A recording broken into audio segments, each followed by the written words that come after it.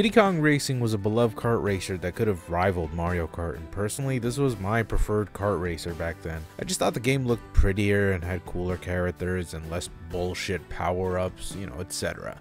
It even had a cool story mode that Mario Kart still doesn't offer to this day.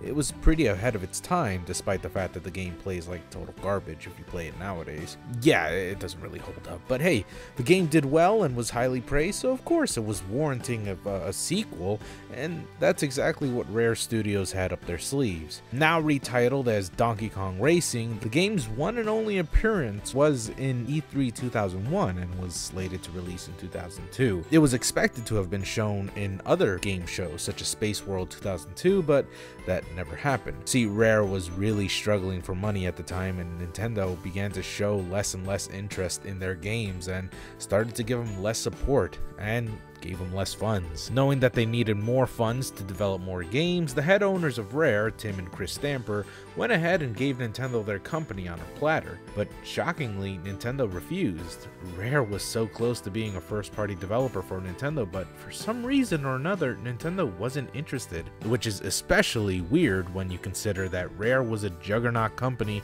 that sold millions of units per game. So it's not like they weren't a good investment. Some rumors claim Shigeru Miyamoto's disinterest in the previous Donkey Kong games might have influenced Nintendo's decision, but I'm getting off track here. That's just a topic for another day. A year later, Microsoft acquired Rare, and that was seemingly the end for Donkey Kong Racing. Technically. See, it was impossible for Rare to make a Donkey Kong racing game, but when asked about the project, Rare responded by saying that the game was still in development, but it just didn't feature Donkey Kong and the gang anymore, nor would it be coming out on the GameCube. I mean, obviously.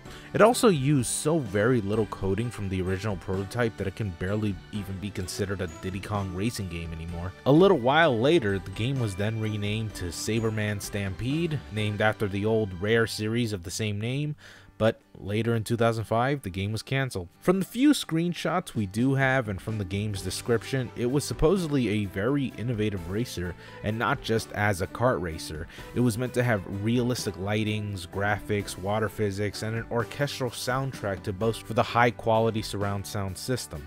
The game has you playing mostly as the DK family, but there were some hints of Diddy Kong characters coming back, like that weird blue racist elephant. The game's races themselves were constructed in a non-linear way and supposedly gave the player choice as to how they wanted to race, just like the original Diddy Kong Racing did, with the airplanes and the motorboats and the cars and etc. The difference being that this time around the vehicles were no longer typical cars or planes, but animals from the Donkey Kong Country series like Rambi the Rhino or On Guard the Swordfish and etc. Man, I keep saying etc. a lot, that's getting fucking annoying. Each animal behaved differently depending on the size, like the bigger animals could destroy obstacles while the smaller ones can duck and weave through them. You could also customize the animal and upgrade them by collecting fruit, and man, there was a lot of thought and love put into this game. I mean, there was so little shown, but clearly there was so much planned. In the end though, it was all brought down just as fast as it rose up. For Rare, this wasn't a race to the finish, but a race to survive, and unfortunately they had to take a detour.